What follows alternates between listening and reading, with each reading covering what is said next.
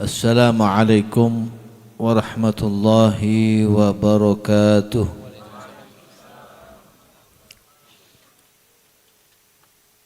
Bismillahirrahmanirrahim.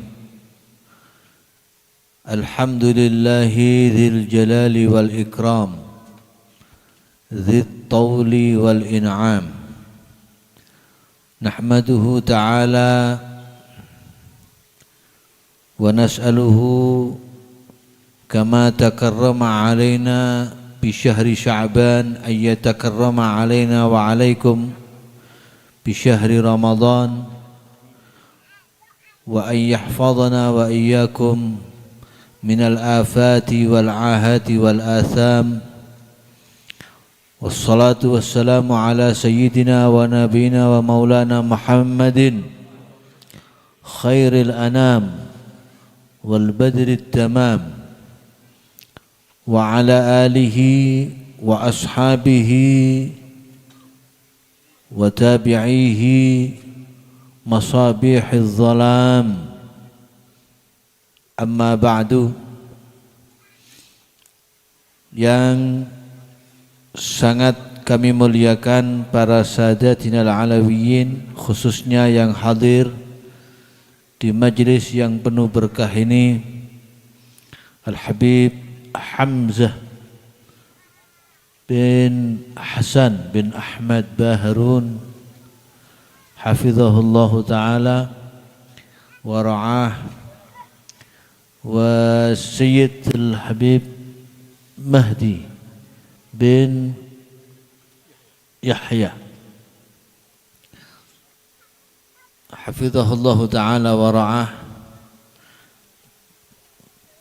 Habib Idrus bin Hasan Al-Idrus dan Al-Habib Saleh Al-Hamid dan para habaib yang lain yang tidak dapat kami sebutkan satu persatu tanpa mengurangi rasa hormat kami, para kiai, para ustadz, para masyayikh. Hadir juga di tengah-tengah kita ada Ustadz Nasrul Huda. Beliau yang pertama kali mengundang saya ke Bali dan Denpasar waktu itu. Hafizahullah wa ra'ah. Wa khususan kepada Al-Akh Al-Fadil, mudir pengasuh dari Pondok Pesantren Hidayatul Islam, Al-Ustadz Khairan hafizahullahu wa adama baqa'ah fi khairin wa afiyah wa jazahu khaira ma jaza bihi ibadahus salihin, amin ya rabbal alamin. Segenap para tokoh masyarakat, para tokoh adat, para sesepuh yang ada di Kampung Islam Candi Kuning 2. Daerahnya daerah Bedugul ya. Kecamatannya Batu Riti. Semua yang sangat kami hormati dan juga para hadirin undangan sekalian, para bapak, para ibu yang dimuliakan Allah Subhanahu wa ta'ala, para santri ayyuhat talabatul kiram yang semoga Allah ta'ala berikan kepada mereka al-futuh wal munuh wal rusukh wa salahal qalbi wal jasad wal ruh, amin ya rabbal alamin. Alhamdulillah, pada siang hari ini kita bisa hadir di tempat yang penuh berkah, di majelis yang agung, majelis khataman kitab At-Tajridus Sharih karya Asy-Syaikh Al-Imam Ahmad bin Muhammad bin Abdul Latif Asy-Syarji Az-Zabidi. Beliau ulama Zabid di mana kitab ini merupakan ringkasan dari kitab Al-Jami'us Sahih atau kitab Sahihul Bukhari karya Al-Imam Muhammad bin Ismail bin Ibrahim ibn Al-Mughirah Al-Bukhari, yang semoga kita semua mendapat keberkahannya, beliau-beliau para ahli hadis, para ulama hadis, amin ya rabbal alamin. Dan kita yakin bahwa kehadiran kita ini pasti akan mendapatkan bagian daripada doa Nabi alaihi salatu wassalam. Nabi itu ada doa-doanya yang bersifat umum, ada yang khusus, ada yang umum. Mungkin mereka dulu para sahabat yang hidup di zaman Nabi alaihi salatu wassalam bisa mendapatkan bagian doa Nabi yang khusus.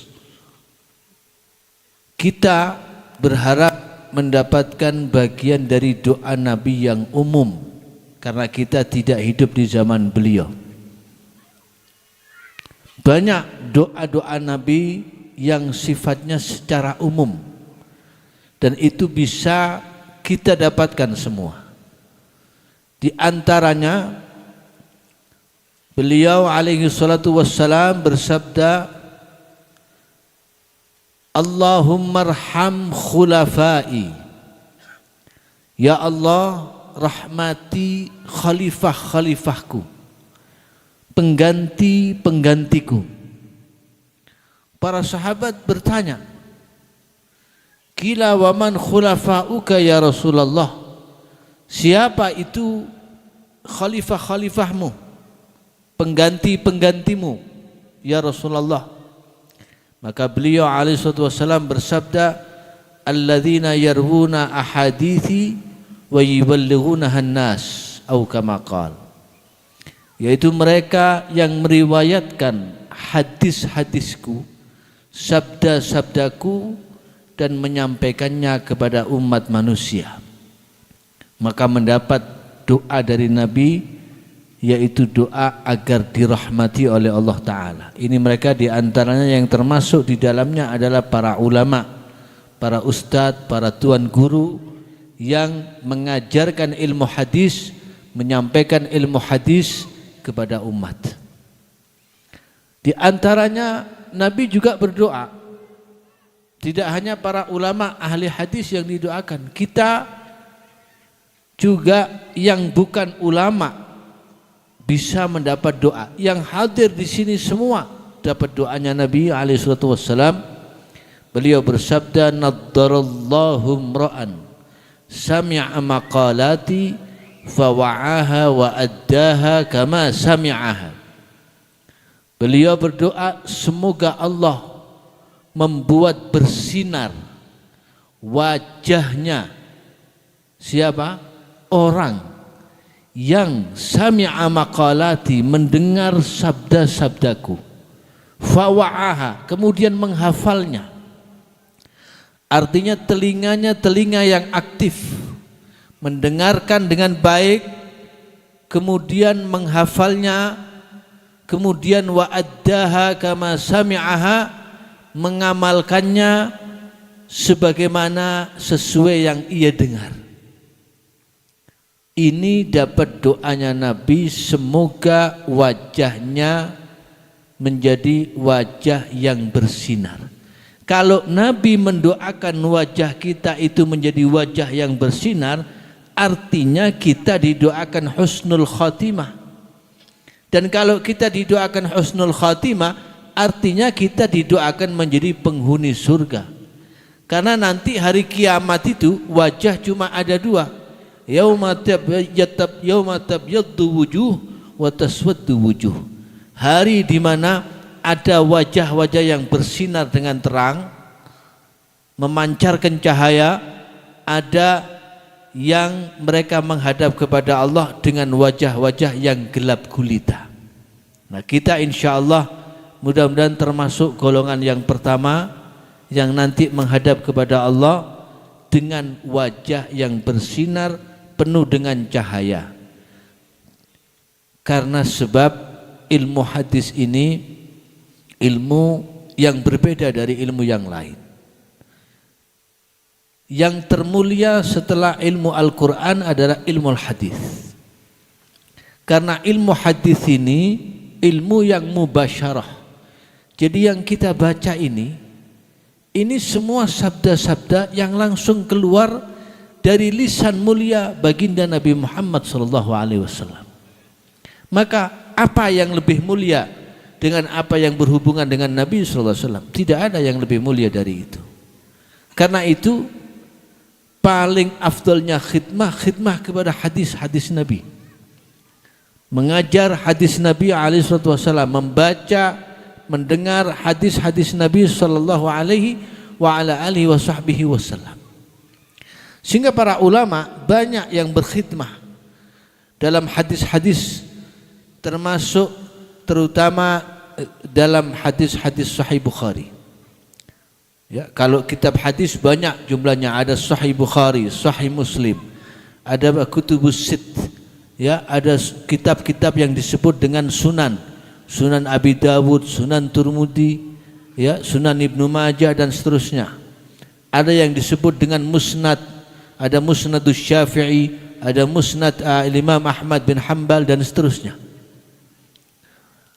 Kemudian hadis Sahih Bukhari ini juga banyak ulama yang mengkhidmai, banyak ulama yang berkhidmah karena kemuliaannya. Hadis Sahih Bukhari ini disebut kitab Sahih Bukhari itu ashahul kutub ba'da kitabillah atau ashahul kutubil musannafah. Kitab paling sahih setelah Al-Quran itu adalah kitab Sahihul Bukhari. Semua hadisnya adalah hadis-hadis yang dalam tingkatan sahih paling tinggi derajatnya. Jadi hadis itu ada tingkatan-tingkatannya.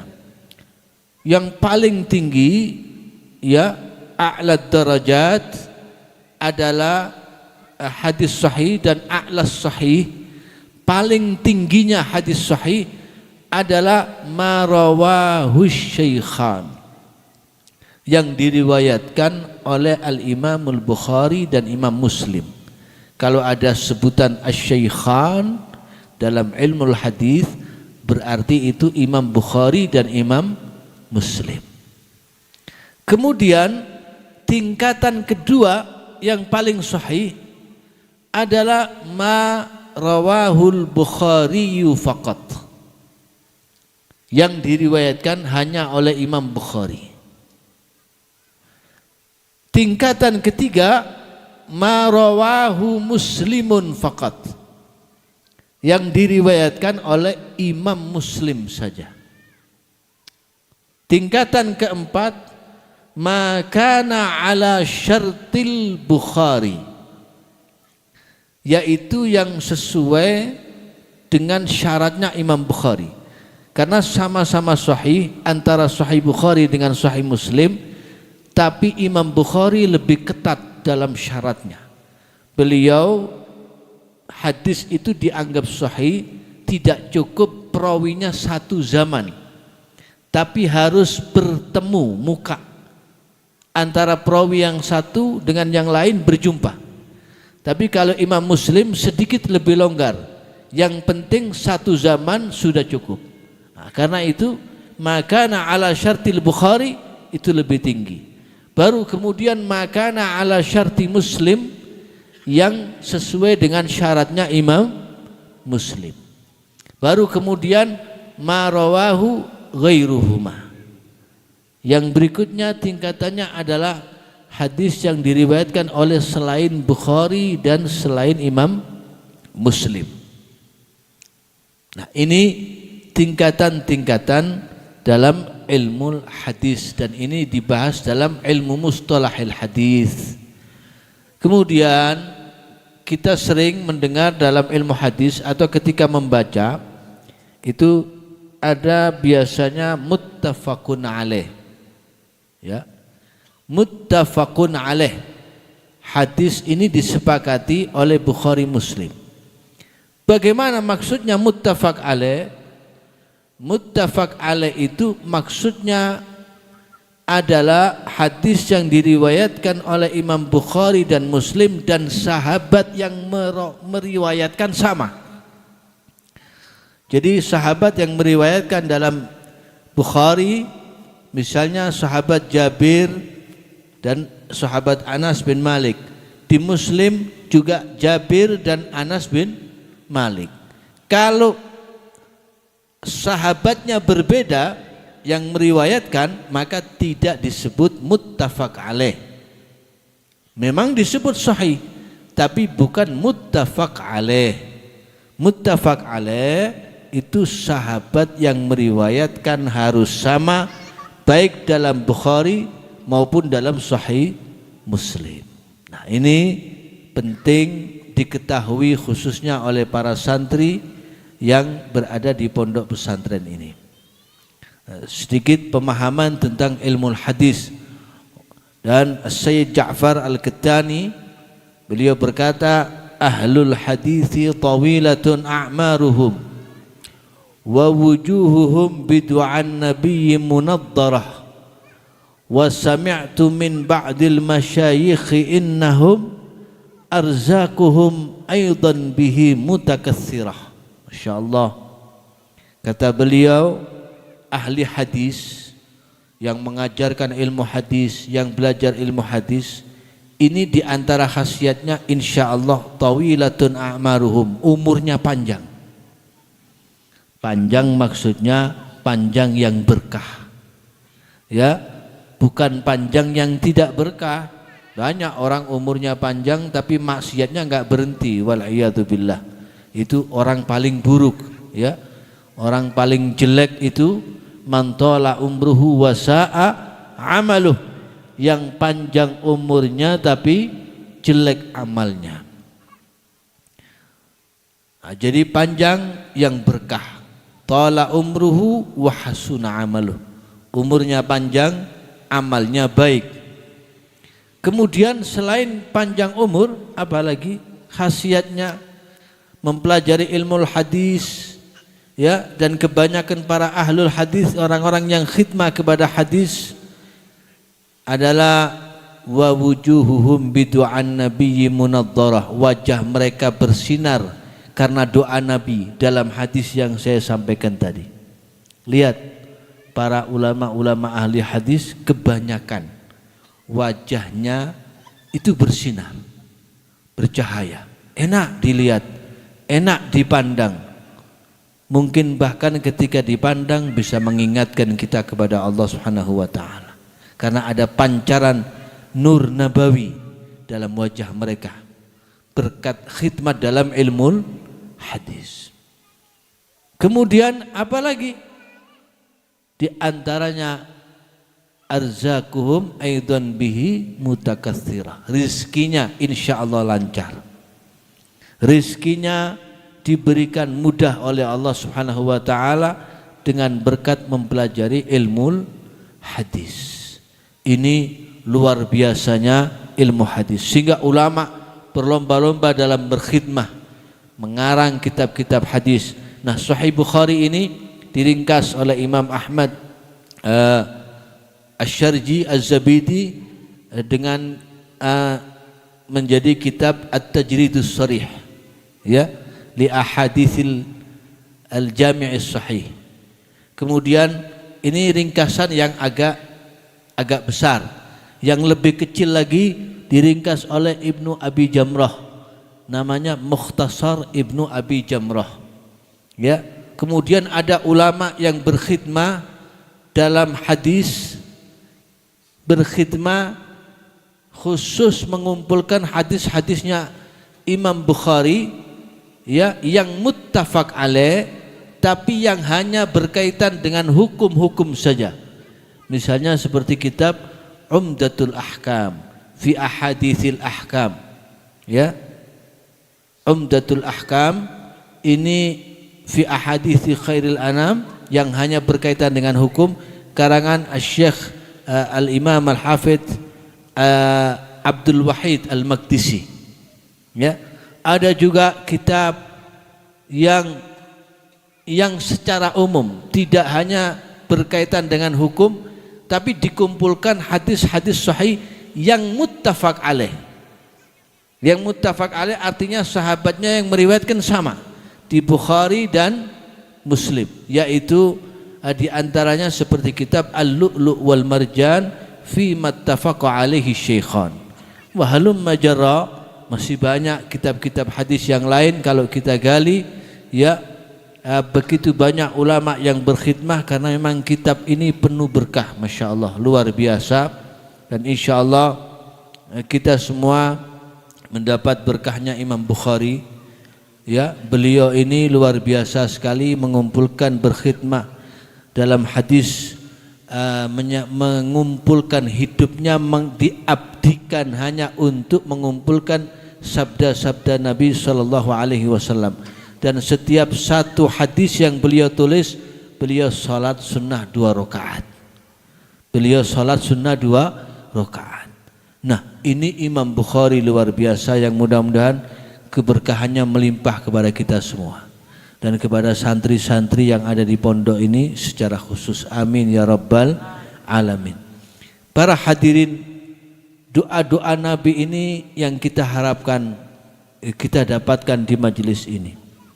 Kita tahu doa Nabi itu tidak akan mungkin ditolak oleh Allah Subhanahu wa taala. Nah, tadi kita mendengar bagaimana pentingnya mencari ilmu, pentingnya berkhidmah dalam ilmu, ya. Khususnya alhamdulillah kami sangat bangga dengan Al-Ustadz Khairan.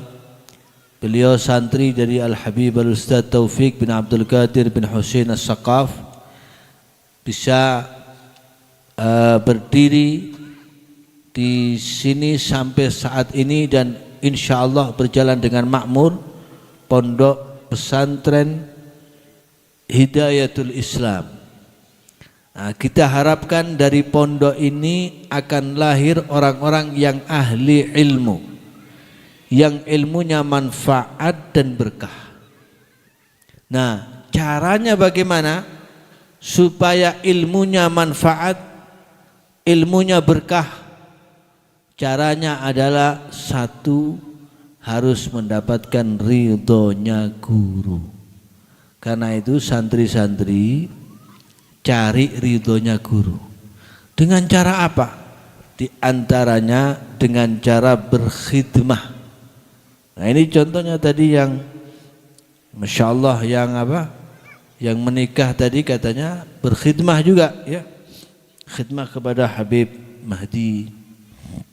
Khidmah ini penting sekali saya sampaikan, khususnya di zaman sekarang dan khususnya bagi para santri secara umum kepada semuanya. Khidmah ini penting, ma qadam illa man khadam. Ya, tidak akan bisa mulia kecuali orang yang mau berkhidmah. Khidmah ini terbukti sangat mujarab sekali membuat ilmu itu manfaat dan berkah. Kita tahu dalam ilmu hadis itu ada sahabat-sahabat yang disebut dengan al-mukthirun. Wal mukthiruna bahruhum wa anasu, Aisyatun wa Jabirun muqaddasu,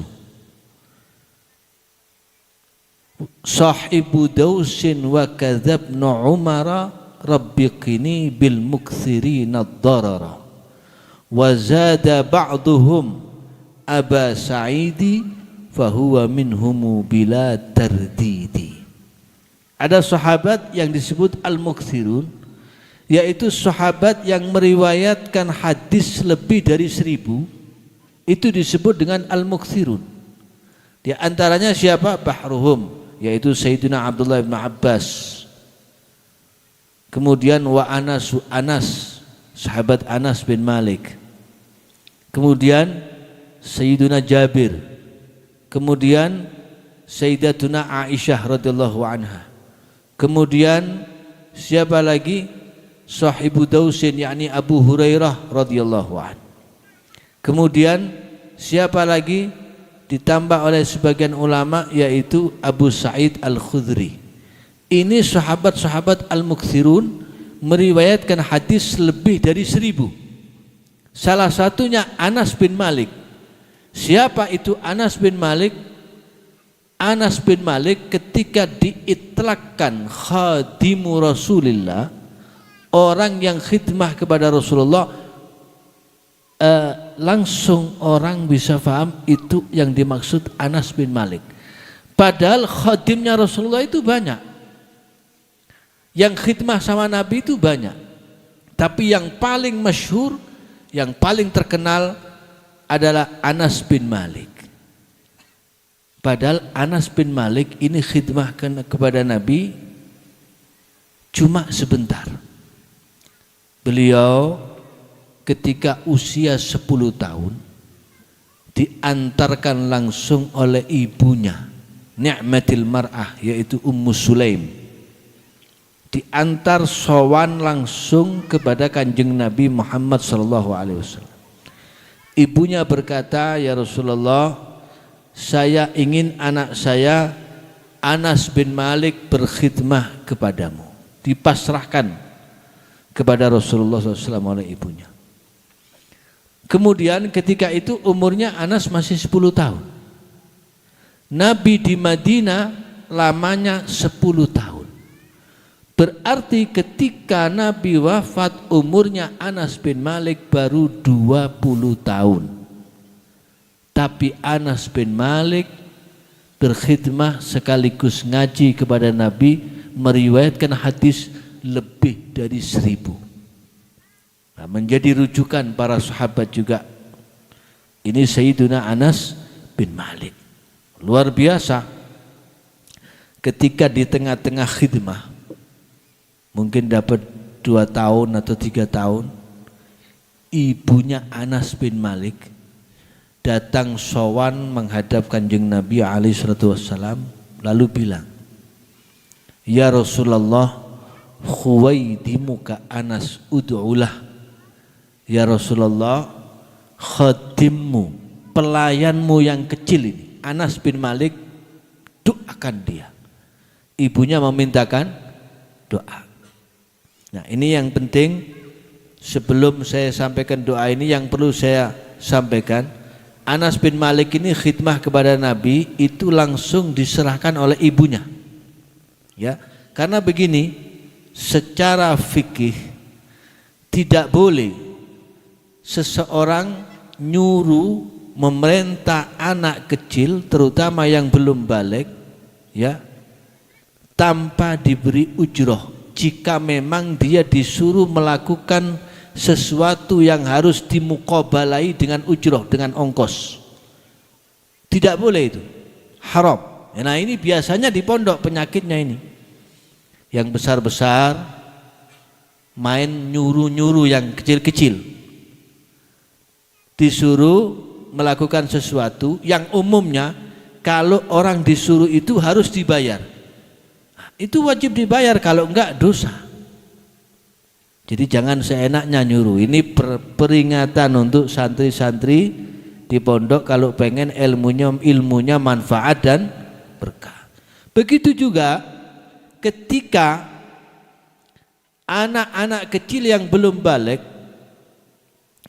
punya sesuatu, makanan atau apa, memberikan kepada yang lebih besar. Memberi, ya, ini tidak boleh diterima kecuali ada izin dari walinya. Tidak boleh diterima. Kenapa? Karena anak yang belum balik itu tasarrufnya belum sah, hibahnya tidak sah. Jadi tidak boleh diterima kecuali ada izin. Kalau ibunya, bapaknya bilang ketika ngirim di pondok, "Nak, ini untuk kamu dan untuk teman-teman kamu," baru boleh. Kalau tidak, jangan diterima. Nah, ini juga hati-hati, ini bisa menjadi penghalang ilmu menjadi manfaat dan berkah. Nah, ini perlu diperhatikan. Sementara Anas bin Malik tadi memang dipasrahkan langsung oleh ibunya, sehingga Nabi punya hak mengistikhdam, menjadikan Anas bin Malik sebagai khadimnya, diperintah ini, diperintah itu, disuruh ini dan itu berjalan selama 10 tahun. Tapi Masya Allah, kata Anas bin Malik, saya khidmah kepada Nabi 10 tahun, belum pernah Nabi menegur saya dengan bertanya. Ketika saya melakukan sesuatu, belum pernah Nabi berkata, lima fa'alta hadza hakadza. Kenapa engkau lakukan ini Anas? Kenapa engkau begini? Nabi ngomong begitu itu belum pernah. Dan ketika saya tidak melakukan sesuatu, belum pernah Nabi berkata, lima tarakta hadza hakadza. Kenapa engkau tinggalkan ini? Kenapa engkau tidak begini? Jangankan marah, tanya begitu saja Nabi belum pernah.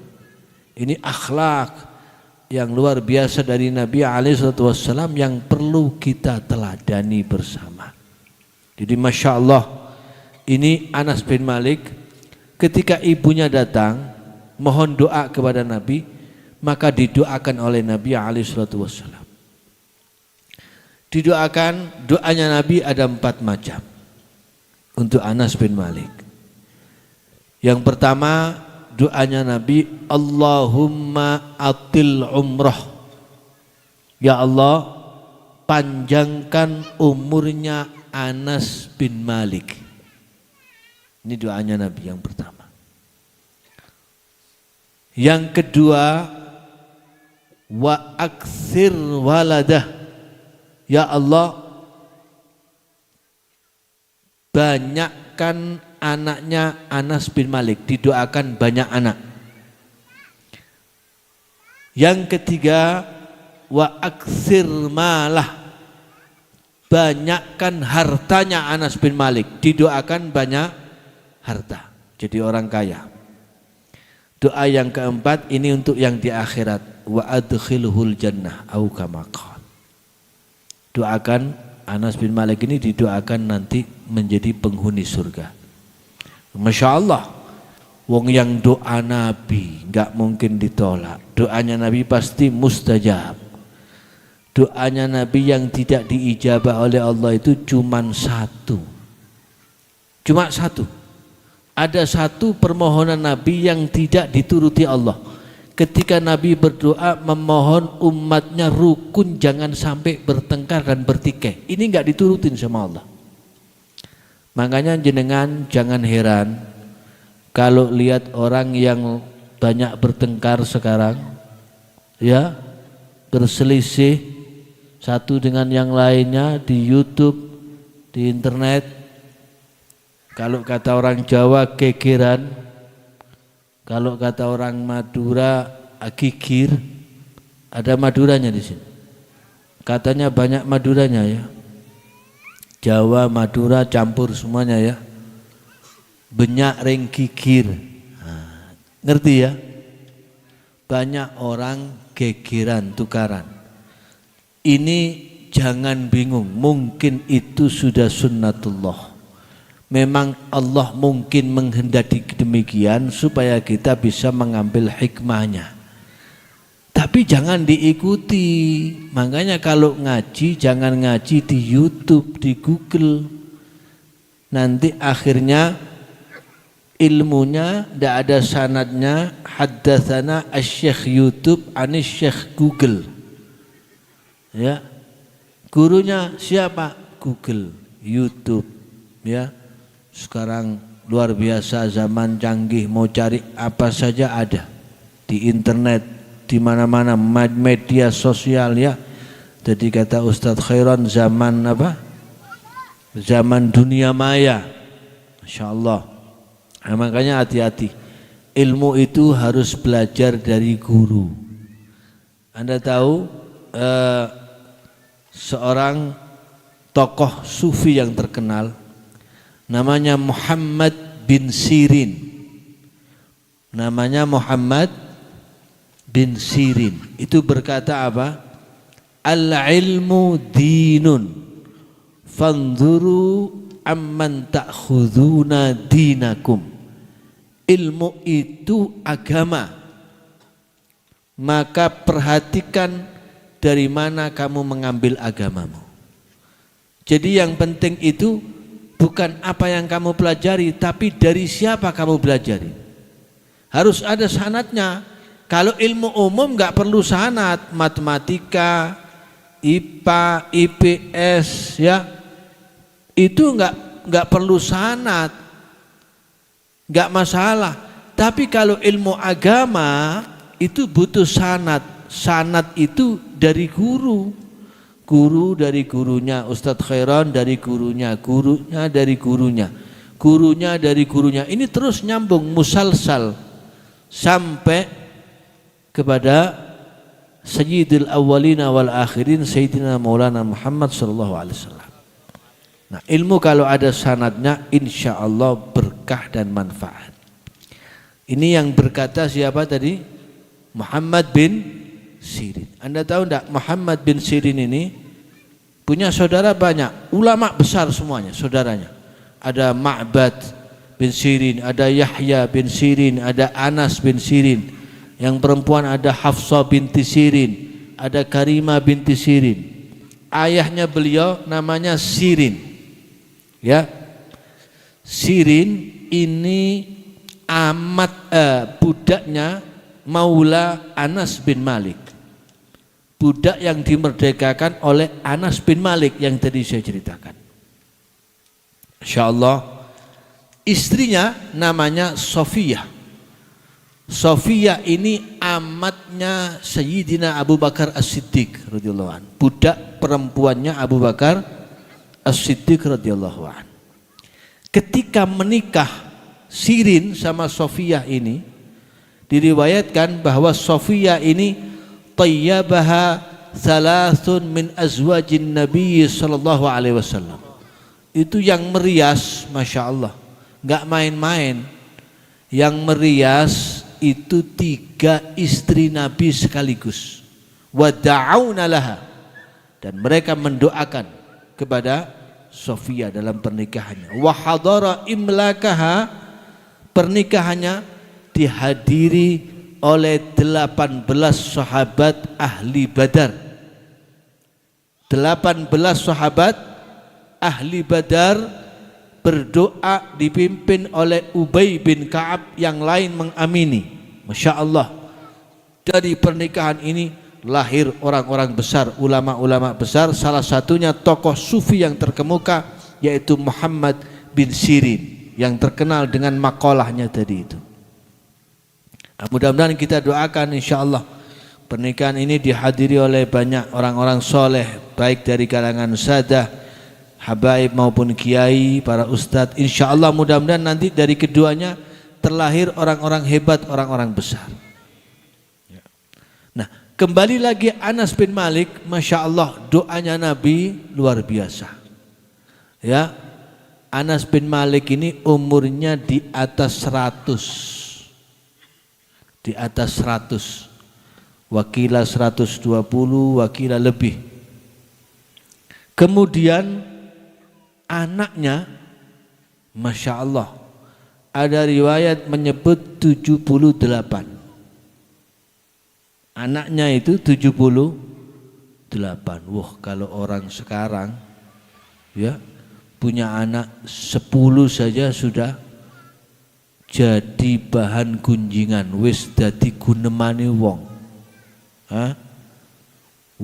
Arwa merti caring Madura. Tahu merti? Merti ku jare wong Jawa manaan. Anaknya 10. Itu baru 10. Ini 78. Wakilah ada riwayat menyebutkan anaknya Anas bin Malik itu 120. Ada riwayat lagi menyebut 125. Masya Allah. Tapi saya angen-angen. Lah ya kalau anak segitu, kayaknya loh ya, kayaknya angen-angen saya, gak mungkin lek mbok siji, mungkin mbok papat. Ya, kalau istri satu kayaknya legrek. mungkin lebih dari satu. Dan zaman dulu kan biasa, memang sahabat itu menikah lebih dari satu biasa. Ya. Biasa wong, itu juga diperbolehkan dalam agama. Sekarang ini yang menjadi tidak biasa. Ya. Jadi ini Masya Allah. Tapi hebatnya doanya Nabi. Nabi ini kalau doa memang luar biasa. Didoakan banyak anak, ada terusannya. Didoakan banyak harta. Lah kalau anak banyak, hartanya sedikit, punya anak 10, penghasilan sehari 50.000. Tompes jaring itu. Ya, tompes. Apa maneh anak 10 loro bareng kudu opname kabeh, harus masuk rumah sakit semua. Ibuke pelengen masuk rumah sakit pisan. Apa ndak mati ngadeg sampean kira-kira? Masya Allah. Dan ini salah satu doa yang perlu panjenengan perhatikan, ya. Nabi itu pernah berdoa, beristi'adzah, memohon kepada Allah agar diselamatkan dari jahdul bala. Saya tuntun ya. Saya tuntun, ini doanya Nabi. Jenengan sering-sering baca doa ini, ya. Saya tuntun supaya jenengan cepat hafal. Nabi itu diantaranya kalau berdoa yang Nabi mohon supaya dihindarkan dari hal tersebut, ya, itu jahdul bala. Makanya Nabi kalau berdoa ikuti saya, Allahumma inni a'udzubika min jahdil bala wa darkis syaqa wa su'il qada wa syamatatil a'da. Nah, nanti biar ditulis sama Ustaz Khairan, biar dibagikan ya. Jadi Masya Allah, apa itu jahdil bala? Ya Allah, aku mohon perlindungan kepadamu min jahdil bala. Dari sekian banyak tafsiran, yang paling masyhur mengartikan jahdul bala itu adalah kasratul iyal ma'a qillatil mal. Banyak anak, harta sedikit, itu jahdul bala. Nggih, jahdul bala itu mboi bala. Jadi anak banyak, harta sedikit. Wal iyadu billah min dzalik. Nah, ini Nabi saja mohon perlindungan dari itu. Ini jenengan banyak-banyak doa ini supaya dijauhkan dari jahdul bala. Nah, Anas bin Malik Masya Allah, anaknya banyak, hartanya banyak. Kebunnya Anas bin Malik makmur, berbagai macam buah ada. Umumnya orang panen setahun 2 kali, sekali. Anas bin Malik setahun 2 kali kalau panen. Tidak ada hujan, Anas bin Malik berdoa, langsung turun hujan. Cuma di kebunnya Anas bin Malik, yang lain nggak ada hujan. Di kebunnya Anas ada hujan, tumbuh. Masya Allah, doanya Nabi luar biasa, ya. Dan didoakan yang terakhir masuk surga. Wah, ini pasti ya tahaqqaq fil jannah, ya tahaqqaq fil akhirah. Jadi ini semua berkahnya apa? Khidmah. Makanya insya Allah orang kalau ahli khidmah itu umurnya panjang, anaknya banyak, rezekinya banyak. Amin ya rabbal. Makanya ulama-ulama dulu itu Masya Allah, gembleng santri itu untuk khidmah luar biasa. Salah satunya Al-Allama Al-Muhaddits Sayyid Muhammad bin Alawi Al-Maliki Al-Hasani, ya, ulama yang besar di Mekah, terkenal, salah satu tokoh sentral ulama ahlu sunnah wal jamaah. Beliau itu kalau pondoknya nggak mau banyak-banyak santri itu. Nah, salah satunya abahnya Habib Hamzah ini, Al-Habib Ustaz Hasan Baharun, orang-orang pertama yang bersama khidmah kepada Sayyid Muhammad bin Alawi Al-Maliki. Sampai sekarang pondoknya luar biasa. Darul Lughah wa Da'wah, pondok dakwah. Itu berkah khidmah. Khidmah kepada Abu Said Muhammad bin Alawi Al-Maliki. Rata-rata yang mondok di Said Muhammad itu kalau enggak Gus, lek mboten Gus, anake kiai, anake Habib iye. Jadi iye karo Gus sing mondok. Rata-rata. Itu Said Muhammad enggak mau santrinya lebih dari 40. Dibatasi. Memang enggak mau banyak-banyak, beliau 40, 50 mungkin, kurang lebih sekitar itu. Nah, dan beliau kalau santri baru, santri anyaran daftar, gak oleh melok ngaji. Ndak boleh ngaji dulu, suruh khidmah. Umba-umba, kora-kora, bersihkan nampan, ngelayani tamu, nyapu. Suruh itu. Ndak ngurus bah iki Gus, bah iki iye, siapapun tidak dibedakan. Harus khidmah. Dan ketika sudah beberapa bulan diizinkan ngaji, dikasih wadhifah rata, semua ada bagiannya. Hari ini tugasnya fulan untuk khidmah, besok tugasnya fulan, besok tugasnya fulan, terus ini digilir. Nah, sampai beliau berkata, at-talibul khadum ahabbu ilayya min at-talibil mujtahid.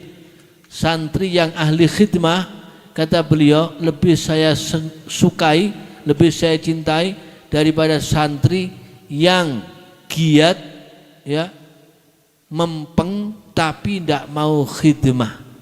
Ini kata Said Muhammad bin Alawi Al-Maliki rahimahullahu ta'ala. Luar biasa beliau ini, Masya Allah. Dan santrinya kebanyakan luar biasa, jadi ulama-ulama besar, dan mayoritas kebanyakan di Indonesia bertebaran santri-santri beliau As-Sayyid Muhammad bin Alawi Al-Maliki Al-Hasani. Dan luar biasanya, ya, ini Masya Allah, orang kalau khidmah kepada orang mulia jadi mulia, ya, jadi mulia. Anas bin Malik khidmahnya kepada Nabi jadi mulia. Katut, ya. Kalau tadi Ustadz Khairon bahas manut, saya bahas katut. Masya Allah. Ini panjenengan Semerap yang punya hasyiahnya takrib, santri-santri tahu ya hasyiah apa? Al-Bajuri, karya siapa? Sayyid Ibrahim Al-Bajuri. Jadi Sayyid Ibrahim Al-Bajuri punya khadim, tukang belanja. Tukang belanjanya beliau ini siapa namanya? Asy-Syaikh Muhammad Al-Akuri. Ini Masya Allah luar biasa, khadimnya Syekh Ibrahim Al-Bajuri. Itu ulama-ulama, beliau ini umurnya panjang. Syekh Muhammad Al-Akuri ini umurnya panjang. Sampai Said Muhammad bin Alawi Al-Maliki itu masih nututi zamannya. Dan masih sempat ketemu, minta sanadnya Imam Ibrahim Al-Bajuri. Jadi semua ulama yang kepingin dapat sanadnya Imam Ibrahim Al-Bajuri, Syekh Ibrahim Al-Bajuri, ini lewat khadimnya ini, lewat Syekh Muhammad Al-Akuri. Syekh Muhammad Al-Akuri langsung anis Syekh Ibrahim Al-Bajuri. Khadimnya orang mulia jadi orang mulia. Masya Allah, begitu luar biasanya khidmat. Ibnu Mas'ud itu kemana-mana cuma bawa sandalnya Nabi sama bantalnya Nabi. Jadi sandalnya Nabi dibawa kemana-mana sama bantalnya, sampai dijuluki sahibul wisadawan na'len. Nah, tapi berkat khidmat ini kepada Nabi, apa yang beliau dapatkan luar biasanya. Nabi sampai berkata, kalau kalian membaca Al-Quran sesuaikan dengan kiroahnya, bacaannya Ibnu Ummi Ma'bad. Jadi rujukan dalam ilmu kiroah, ilmu pembaca Al-Quran. Berkatnya khidmah. Khidmah niku lumadi jari wong Jawa. Kalau bahasa Inggris timurnya ngelajenen. khidmah lagi ngelayani ulama, ngelayani orang-orang soleh. Noto sandal jangan diremehkan ya, jenengan khidmah betulkan jaga sandalnya ulama, jangan diremehkan itu. Bahkan para ulama bilang khidmah yang paling luar biasa itu khidmah dengan sandal. Sandalnya Nabi itu dikhidmai loh. Ibnu Mas'ud kemana-mana bawa. Kemudian sandalnya Nabi itu ditulis dalam kitab sirah khusus yang menjelaskan tentang wasfu na'lin Nabi sallallahu alaihi wasallam. Ya, di antaranya yang terkenal ini yang berkhidmah dengan sandalnya Nabi ini Sayyid Yusuf bin Ismail An-Nabhani. Ya. Beliau ini luar biasa, bahkan sampai beliau gambar terompanya Nabi. Dan beliau berkata, Sa'id bin Mas'udin bi khidmatin bi ni'alihi wa ana sa'idu bi khidmatin bi mithaliha. Kalau dulu Ibnu Mas'ud menjadi mulia dan karena kemana-mana bawa sandalnya Nabi, saya berharap menjadi orang yang mulia karena berkhidmat dengan menggambar sandalnya Nabi. Kenapa kok sandal? Karena yang nyonggo ya, yang menyangga badannya ulama ini dari ujung kepala sampai kaki itu sandal. Beliau para ulama-ulama ini, orang-orang yang mulia ini sujud dengan dahinya ya, wiritan dengan lisannya, dengan tangannya berbuat baik, menulis kitab dengan tangannya dan seterusnya, berjalan ke majelis-majelis ilmu, ngajar dan seterusnya dengan kakinya, itu disonggo karo sandal. Mulane jangan diremehkan berkhidmah walaupun dengan membawa sandalnya para ulama, guru-guru kita. Dan ini terbukti bagaimana Ibnu Mas'ud dapat kemuliaan itu. Wahakadha banyak sekali para sahabat, ulama-ulama yang berkhidmah, dan berkat khidmat itu beliau-beliau dapat kemuliaan yang luar biasa. Karena itu santri Hidayatul, pondok pesantren Hidayatul Islam ya, Hidayatul Islam kalau kepingin ilmunya manfaat berkah, ini harus khidmah kepada gurunya. Nah kalau perlu Ustadz Khairon kasih tugas wadhifah khidmah, digilir satu-satu biar dapat bagian khidmah ya, yang ngaji ya khidmah biar ilmunya manfaat dan berkah. Ini yang pertama. Yang kedua tentunya manfaat itu kalau yang dimakan halal ya, yang dimakan halal. Wa ta'atun mimman haraman ya'kulu mithlul bina'i fawqa maujin yuj'alu. Orang melakukan amal taat tapi yang dimakan dari rezeki yang haram, hasil riba, hasil mencuri, hasil ngapusi dan seterusnya, wal iyadu billah, ini sama dengan orang yang membangun di atas ombak lautan. Tidak mungkin bangunan itu bisa berdiri. Amal taat akan sia-sia kalau yang kita makan itu haram. Apalagi yang makan santri ngaji ilmu, ilmunya nanti enggak masuk. Kemudian apa? Tawadhu ya, makanya santri itu harus tawadhu. Al-ilmu harbun lil fatal muta'ali kasayli harbun lil makanil ali. Ilmu itu tidak akan bisa masuk ke orang yang berhati tinggi, sombong. Seperti banjir, diumpamakan koyok banjir, banjir itu tidak mungkin bisa sampai ke tempat dataran yang tinggi. Yang kena banjir selalu tempat yang rendah. Hati yang bisa kemasukan ilmu, hati yang rendah, yang mutawadhi ya, yang tawadhu, yang rendah diri. Kemudian yang terakhir doanya orang tua. Ini juga tidak kalah pentingnya. Makanya wali santri ini ada wali santrinya enggak? Wali santri, wali murid ya. Jangan lupa bapak ibunya doakan anaknya yang mondok. Panjenengan ini Pak nek ndongakno anak, kalau mendoakan anak, walaupun panjenengan bukan orang wali, bukan kiai, tapi kata Nabi alaihi salatu wassalam, doaul walid li waladihi ka du'ain nabi li ummati. Masya Allah, doanya bapak kepada anak itu mandine koyok dungane Kanjeng Nabi nang ummati, seperti doanya Nabi kepada umatnya. Doakan anaknya. Ibu-ibu ini jangan lupa doakan anaknya. Doanya ibu itu kata Al-Habib Abu Bakar bin Muhammad As-Segaf, ya, wali kutub Gresik. Beliau mengatakan doanya ibu itu lebih afdol, bahkan lebih mustajab daripada doanya 70 wali kutub. Ya. Lagi jenengan ziarah nang wali sampai sa-Indonesia wali diziarahi, tapi kuburane wong tuwane ra tau diziarahi.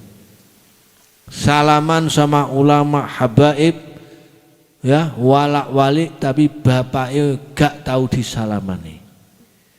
Ya, ndak pernah mencium tangannya orang tua. Mau dapat berkah dari mana hidupnya?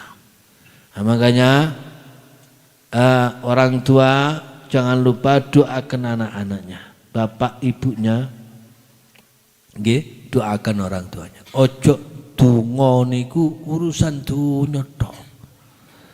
Kebanyakan orang sekarang itu nek ndonga berdoa cuma urusan dunia. Sing bapak-bapak nek ndonga, ya Allah, muga-muga utang lunas, muga-muga rezeki jembar, muga-muga iso tuku iko, tuku iki, muga-muga iso rabi papat, rukun gak tukaran. Ngoten dongane.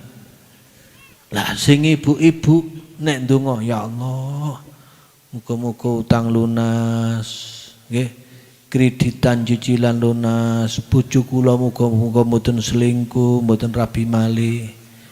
Sampai ditengeri karo malaikat, angger angkat tangan malaikat wis hafal hud, lek gak rabi maneh selingkuh. Sampai ndak ketelikuran ndongakno anak, nggih. Doakan anaknya. Jangan cuma berdoa urusan dunia, tapi jangan lupa mendoakan anak. Doa orang tua kepada anak insya Allah tidak akan ditolak oleh Allah Subhanahu wa ta'ala. Nah, ini di antara beberapa hal yang bisa menjadikan ilmu kita itu manfaat dan berkah. Dan alhamdulillah beruntung yang menjadi santri di Pondok Pesantren Hidayatul Islam. Pondok ini insya Allah sanadnya bersambung, ya.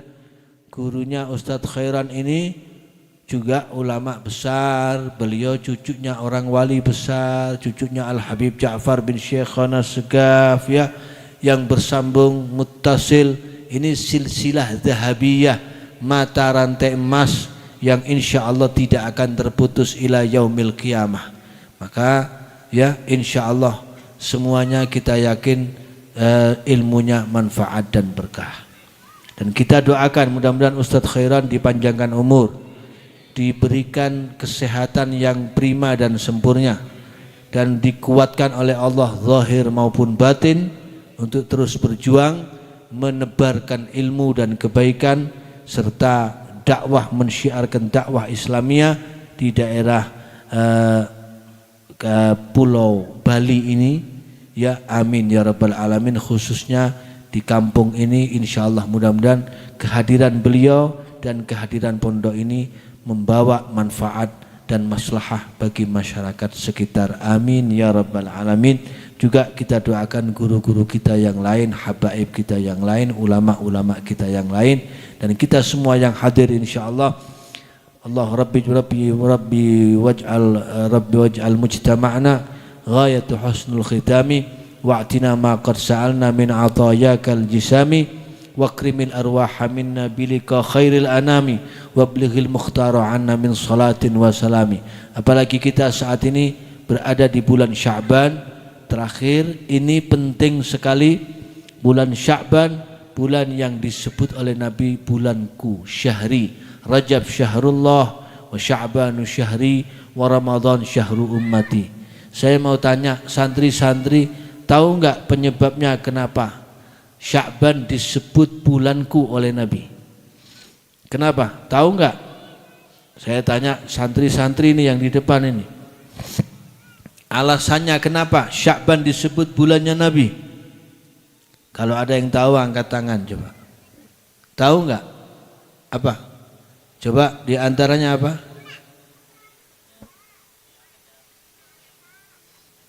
Diangkatnya Rasulullah itu Rajab, bukan Sya'ban. Ya, Isra Mi'raj itu bulan Rajab.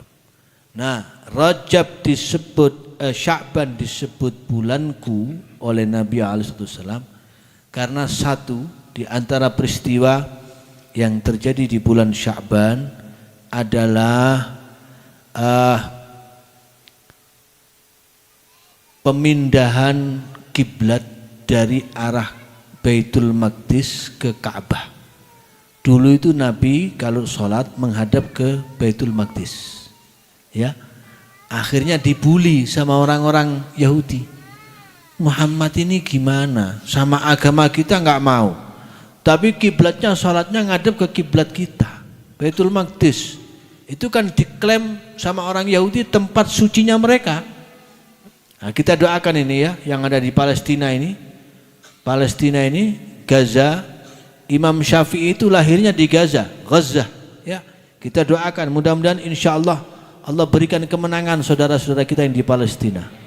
Allah hancurkan musuh-musuh mereka, orang-orang Yahudi al-mu'tadin al-zalimin. Allah kembalikan Baitul Maqdis al-Masjidil Aqsa ke tangan umat Islam dalam keadaan azizan syamikhan. Amin ya rabbal alamin. Nah, ini Masya Allah. Jadi dulu Nabi itu ngadep Baitul Maqdis karena dibully terus. Nabi kalau sholat sering menengadahkan kepalanya ke langit, menghadap ke langit dengan harapan mudah-mudahan Allah Ta'ala turunkan ayat supaya dipindahkan kiblat ini agar saya nggak dibully terus sama orang-orang Yahudi. Akhirnya turun ayat waktu Nabi sholat asar, dapat 2 rakaat turun ayat, qad nara taqalluba wajhika fis sama falanuwalliyannaka qiblatan tardaha fawalli wajhaka syatral masjidil haram. Akhirnya turun ayat perintah menghadap ke Ka'bah. 2 rakaat berikutnya Nabi langsung puter menghadap ke Ka'bah. Sahabat yang jadi makmumnya ikut muter juga. Nah, sampai sekarang masjidnya masih ada, disebut Masjid Qiblatain. Dan itu sahabat yang ikut sholat di situ bangga. Mereka membanggakan diri, ana mimman shallal qiblatain. Saya termasuk orang yang ikut sholat dengan 2 kiblat. Itu jadi kebanggaan tersendiri, Masya Allah, ya. Nah, ini jadi jenengan kalau posisinya di Madinah, kalau jenengan di Madinah itu kalau menghadap ke pesariannya, menghadap ke mana? Kiblat, ya, menghadap ke Ka'bah, membelakangi pesariane Kanjeng Nabi, ya. Betul, nuwun sewu. Ketika jenengan menghadap ke pesariannya Kanjeng Nabi, Al-Hujratus Syarifah, kemudian membelakangi Ka'bah, ya, mustadbiral kiblah. Ini berarti jenengan sama dengan menghadap ke Syam, Baitul Maqdis. Jadi memang Baitul Maqdis dengan Ka'bah itu lurus. Jadi ya Nabi ngadepnya Ka'bah, kiblatnya Baitul Maqdis, tapi ya menghadapnya ke arah Ka'bah itu, cuma yang jadi kiblatnya itu Baitul Maqdis. Nah, kemudian dipindah ke Ka'bah. Ini peristiwa terjadi di bulan Sya'ban, ya.